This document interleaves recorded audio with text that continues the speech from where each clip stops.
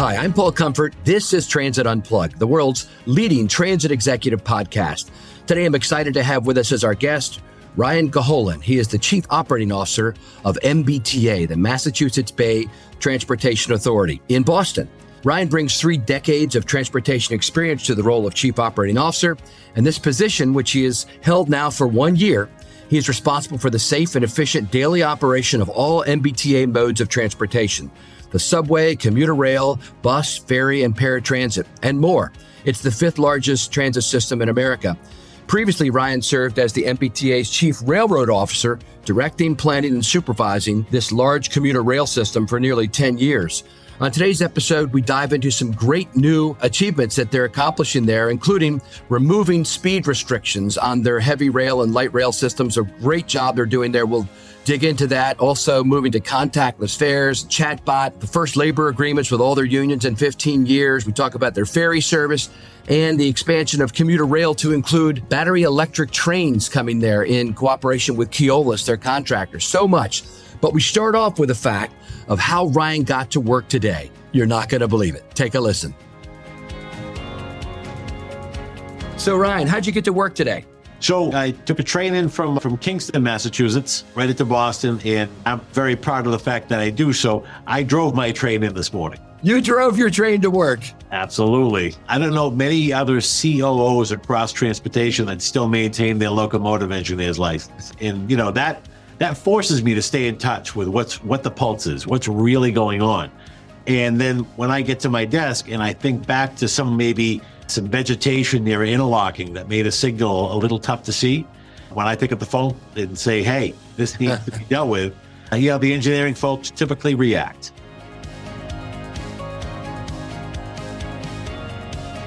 Ryan, thanks for being on the show, my friend. Thanks so much, Paul. Great to be here. Yeah, I love talking to COOs, man. You guys, you're the ones that make this show run every day, man. I often say I'm the person behind the curtain that sort of makes the show come together, right? That's great, yeah. Let's start off talking about, MBTA some itself, and then we'll get into your role. Kind of talk to us about the agency, because one of the unique things about MBTA is that you have more modes, I think, than almost any other major transit system in the country. Yeah, I mean, I think a lot of it has to do geographically, just where we're located, right? Yeah. We're bordered by water.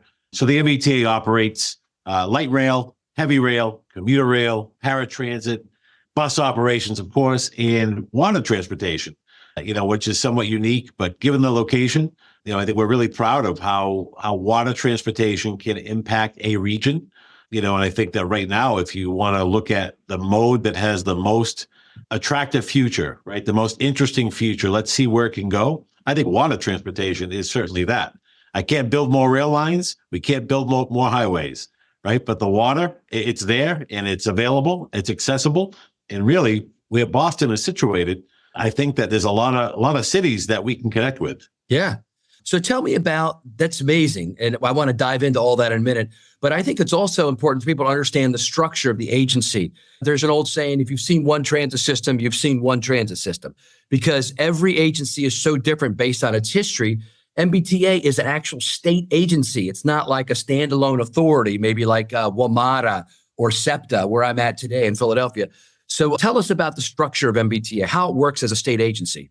Sure. So the MBTA rolls up into the greater Massachusetts Department of Transportation, right? Of course, MassDOT oversees highways, aeronautics. They have their own rail and transit division, all of the regional transportation authorities, local bus operations. So that's all rolled into the Mass DOT. MBTA stands alone as sort of its own agency within a much bigger agency, right? Yeah. We have our own board of directors, but there's also a joint MassDOT board of directors as well. So we touch a lot of parts of state government. There's a lot of dedicated passive communication both ways, up and down through state government. And look, state government can be cumbersome. We've all lived that world of boy, is this challenging to figure out. I think from where the MBTA sits, it gives us great access to really what are the hot topics? What's the overall situation of the Commonwealth, right?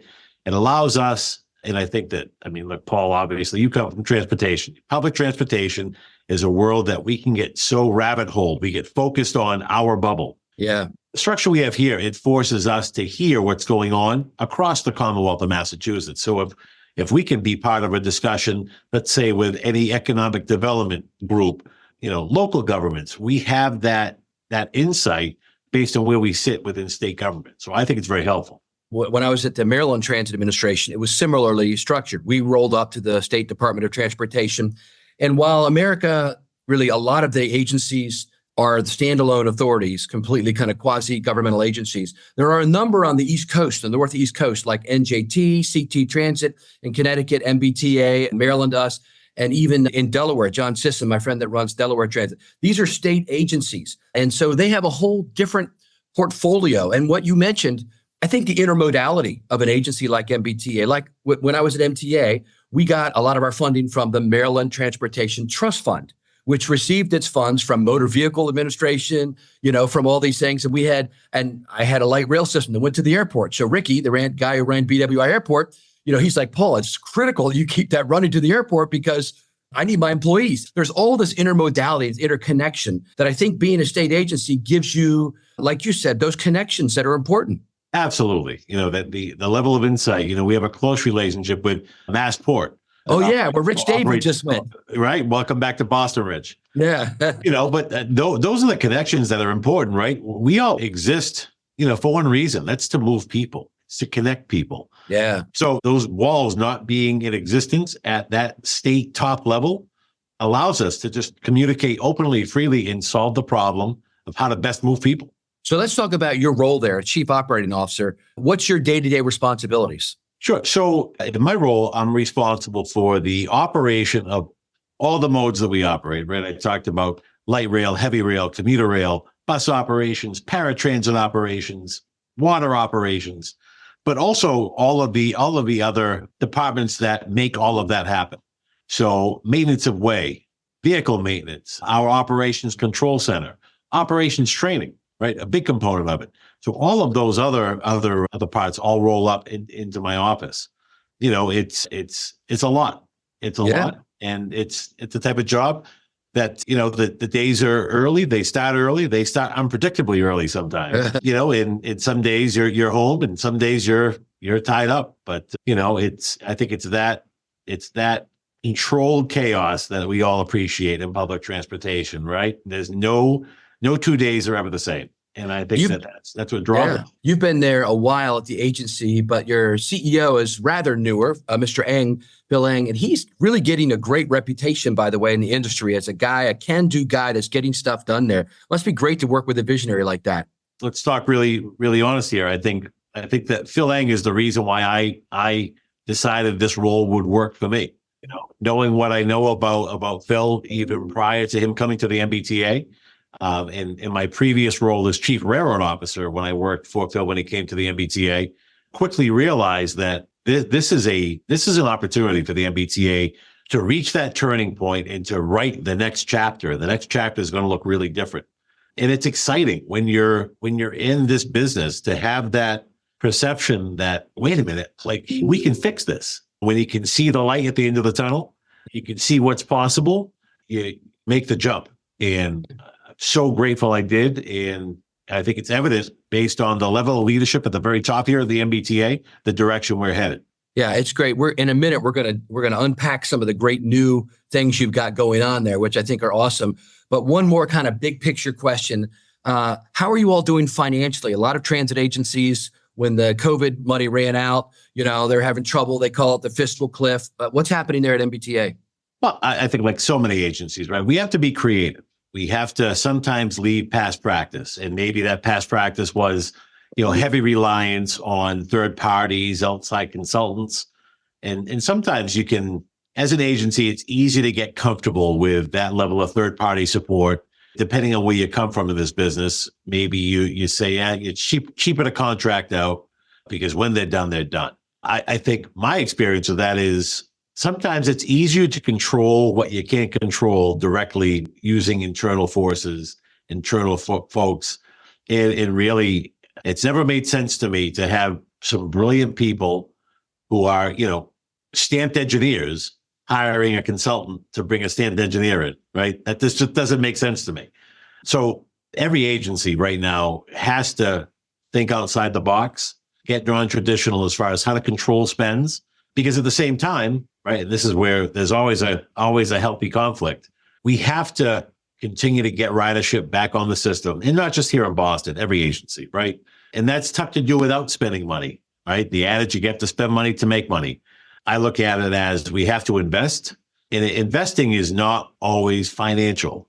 And I think we'll talk more about how we've been investing in Boston really through partnerships and regaining the trust. And I think that once you demonstrate on a city level, a state government level, that we can handle it, we're up to the task of fixing this, we're up to the challenge of bringing new ridership into the system, I think that's when the people that feed financial resources into an agency, once they realize that you're going to do what's best for every dollar and you're spending it wisely and you're delivering results, that sets every agency up for success in getting more funding. You have to demonstrate that you can do good with the dollar, right? And actually show a return. That's what we're doing here in Boston now. And I'll tell you, it makes the conversations about, everyone talks about the fiscal cliff, right? But when you're delivering results and making the improvements like we're making here in Boston, those conversations come a little easier. Yeah. Ryan, as COO of the operation there, you oversee a lot of things. I know what it's like, having run an agency and having my right-hand guy, John Duncan, as my chief operating officer, somebody I could really trust who would really get things done. But you've got your eye on the ball, I think, and the ball is the customer, and you're working to regain their trust. And you've recently done one or two things that I think are fantastic to regain passengers' trust in the safety, efficiency, reliability, and world-class customer service that MBTA wants to have. One of them is removing speed restrictions on rail, actually making the system more efficient. That's not sexy. It's not, out front. But man, the amount of track that you've replaced and the amount of trash along the tracks. Tell us some about that project and what's happening there, man. That was awesome. So, we found ourselves in a situation almost 2 years ago as an agency where, Commuter rail, we were rebuilding back and ridership wise, service performance wise, was one story. And then when you get into the transit system, it was a very different story. And speed restrictions, they all of a sudden, that was a way of life for so many people who relied on the MBTA. And, look, you have to remember that lots of people that ride public transportation, some do it because they want to, some do it because it's convenient, some do it because they have to, because they have no other choice. And we need to remember that, we're not just catering to the 9 to 5, we're catering to the people who, we play such a big part in their life. And it's on us to help folks live their best life. And transportation allows them to do that. So when I stepped into the role of COO under Phil Lang this past September, so we're coming up on a year. Yeah.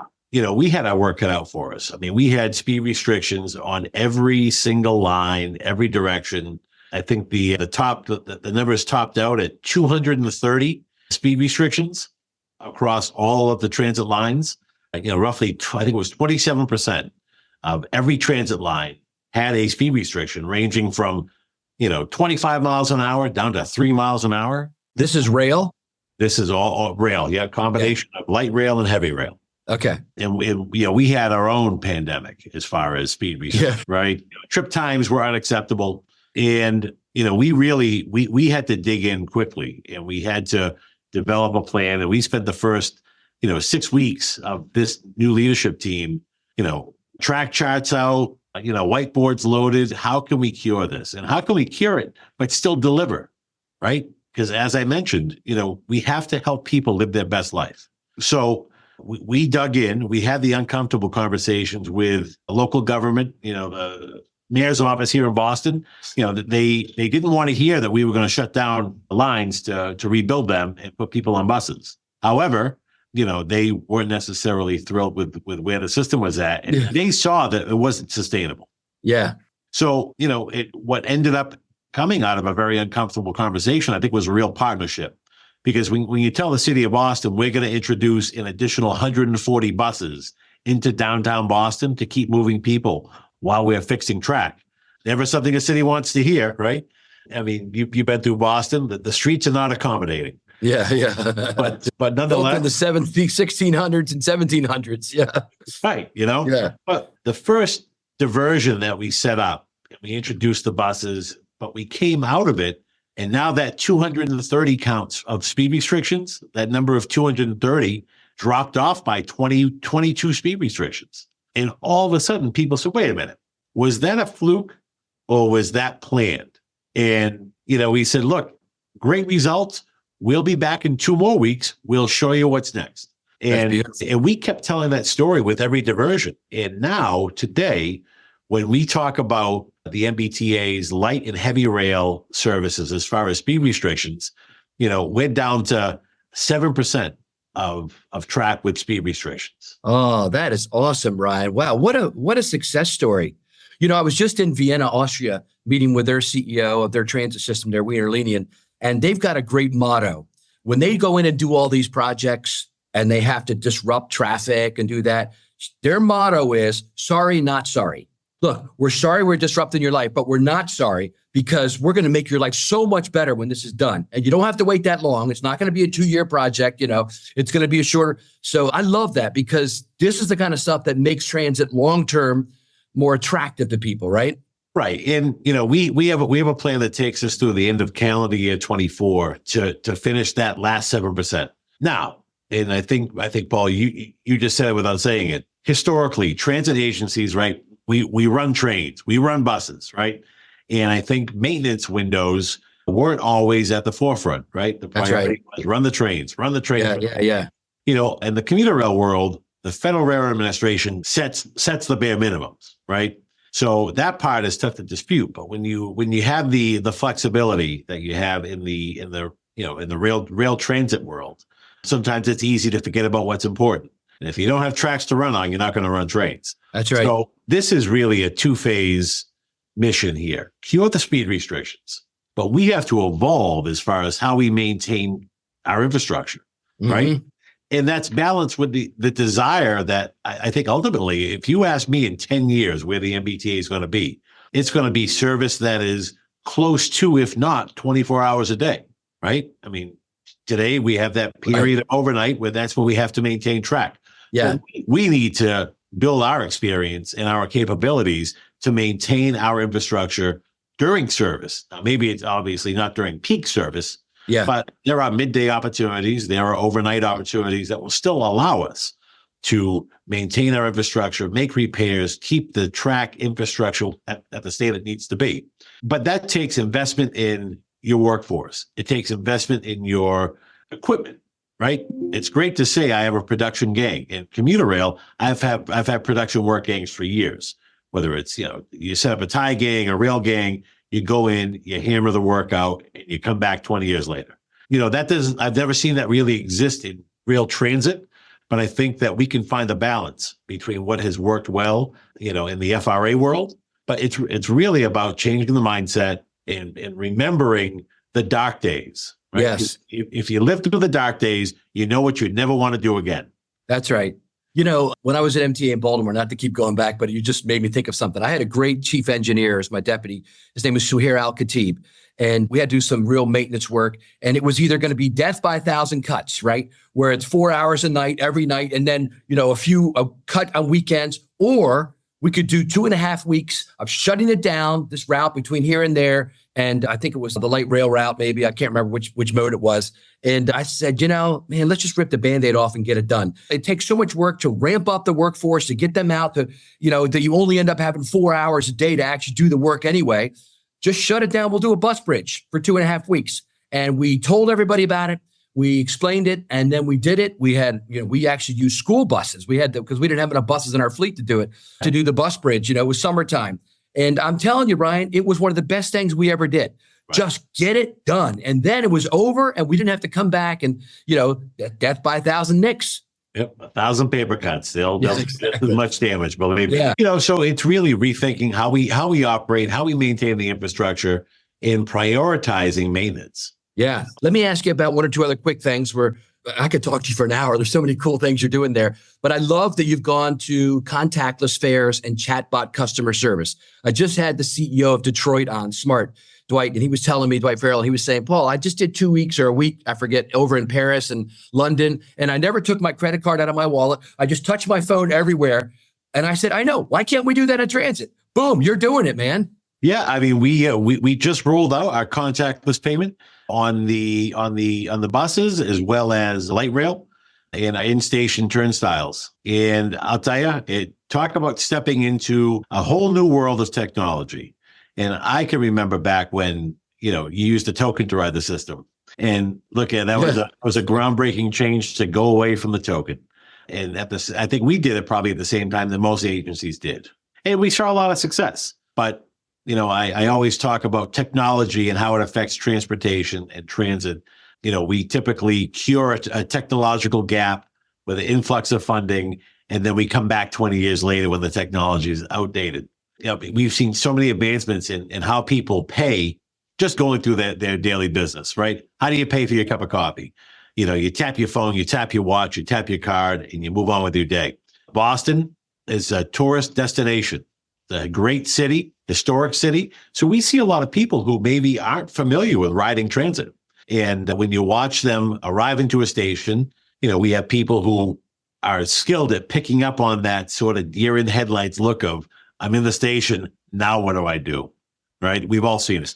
So by offering a contactless payment, again, you tap your credit card to buy your coffee this morning, you can ride this system by doing the same thing. And you could do your phone there too, right? You can tap your phone, your smartwatch, your credit card. It's quick. I was part of the beta testing group. That from the time you tap your card to the time the gate opens, it's a split second. It's a blink of the eye. And so we've equipped, the stations, but also onboard the vehicles themselves. So the buses, our green line and our Mattapan high-speed line on the light rail side, all those vehicles are equipped on board because we have a lot of open stations. But when you board the vehicle, same thing. Tap your phone, tap your card. It's instant. Yeah. And now you got a chatbot, right? So that if people have any questions, they don't have to wait to talk to a person. They can talk to a chatbot on your line online. Exactly. I think, this is an area where AI plays a role. And when you roll out new technology, right, you quickly learn what the most common questions are.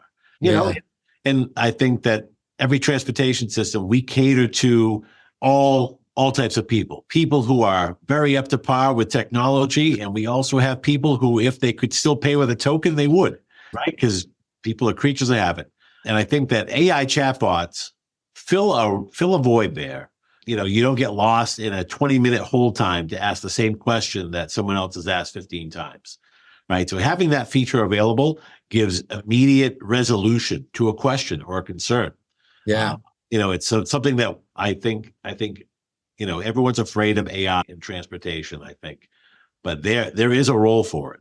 That's right. Yeah. How we can best use it to serve our passengers. Two other quick areas I wanted to just, ping you on real quickly. One is to congratulate you. I understand you recently got your labor agreements in place with all your unions on time or whatever for the first time in like 15 years or something. I read an article about that. Yeah. So every MBTA union that we work with, and I think that our union relationships right now, as exemplified by the fact that we have signed agreements with all of our MBTA unions, those relationships, not only are they crucial to our joint success, because it's not me or Phil that makes it happen.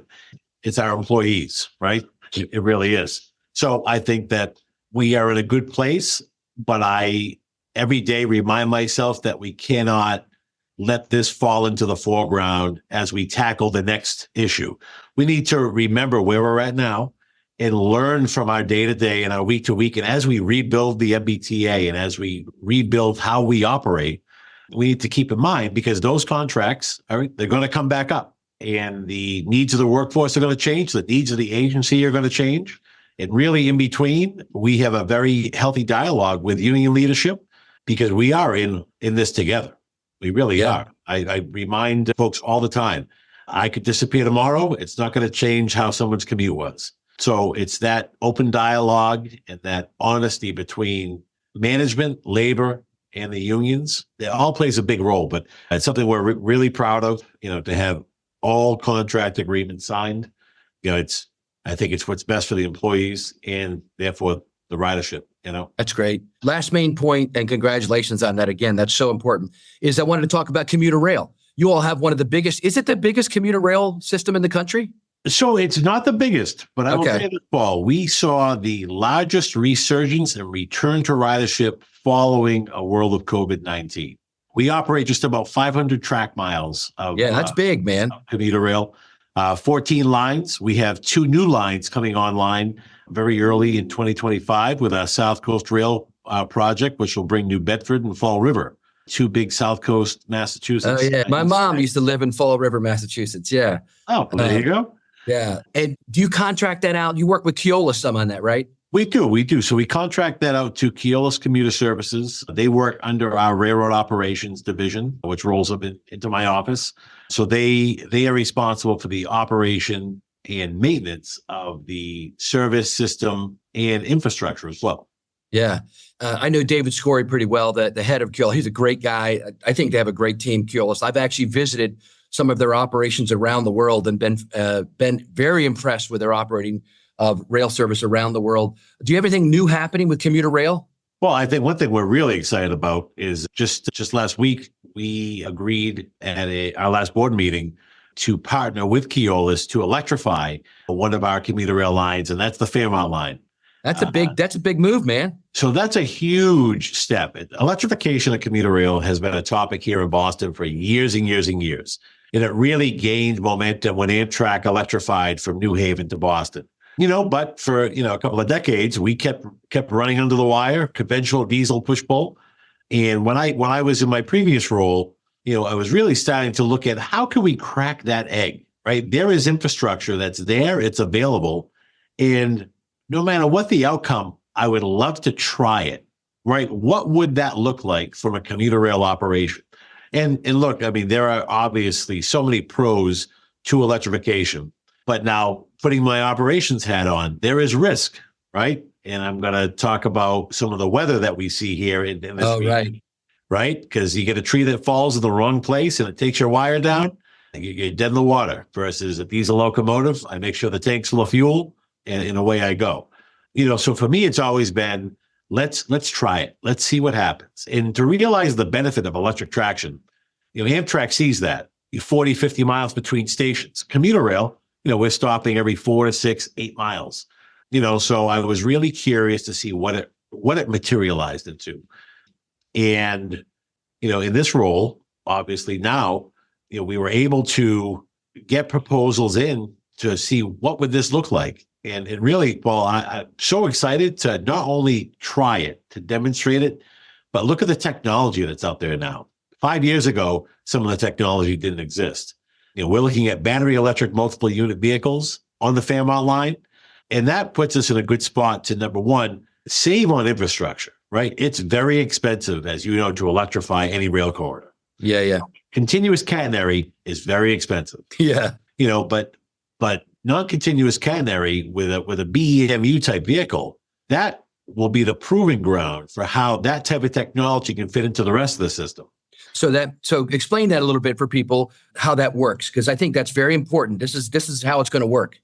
Yep. So right now, when a train leaves Boston South Station to go down the Fairmont line, it's under overhead catenary for the first mile or so of its. And that's so people that don't know that, tell them what that means. So there's a pantograph mounted on top of the vehicle, right, which goes up and rides on a contact wire. And that contact wire, in our case, transmits 25 kVA of electricity into the vehicle. And what a battery electric multiple unit vehicle would do is it uses that electricity to move the vehicle, but it also charges a bank of batteries. Right. So now when the wire is going to end, I can lower my pantograph and actually operate the train using that stored power on the batteries. And how long can you run on that, do you think? On that stored power? The OEMs are giving us a lot of data and a lot of numbers. The Fairmont line, we expect to install some sections of catenary, particularly near stations, right? That makes sense. Use the bulk of your electricity to start, right? Yeah.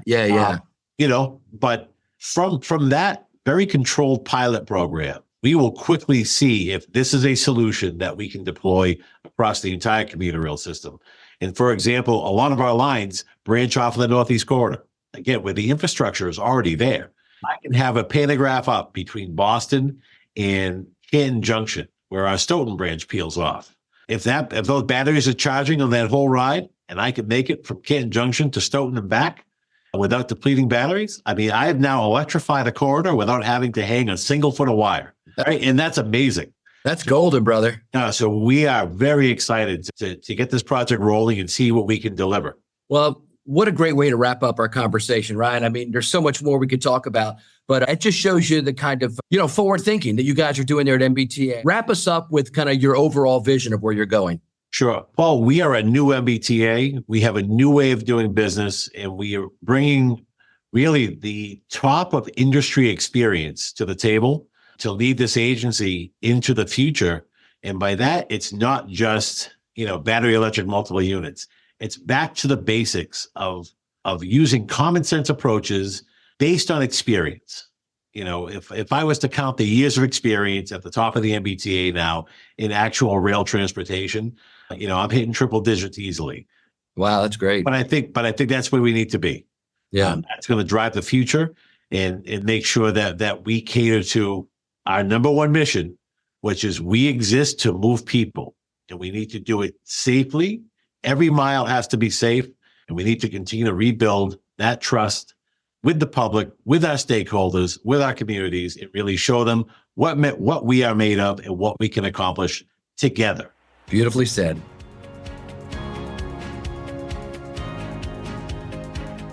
Thank you for listening to this week's episode of Transit Unplugged. We'd like to thank our guest, Ryan Coholan, COO of the MBTA, for being on the show this week. Hi, I'm Tris Hussey, editor of the podcast. And coming up next week on the show, we have our second episode sponsored by Uber Transit. And we're changing gears this time to talk about leveraging TNCs in paratransit operations. Our guests on the show will be Andre Coles of Access Services in LA, Chris Pangilinan from New York MTA, and Eileen Collins-Turvey of TriMet. Transit Unplugged is brought to you by Modaxo. At Modaxo, we're passionate about moving the world's people, and at Transit Unplugged, we're passionate about telling those stories. So until next week, ride safe and ride happy.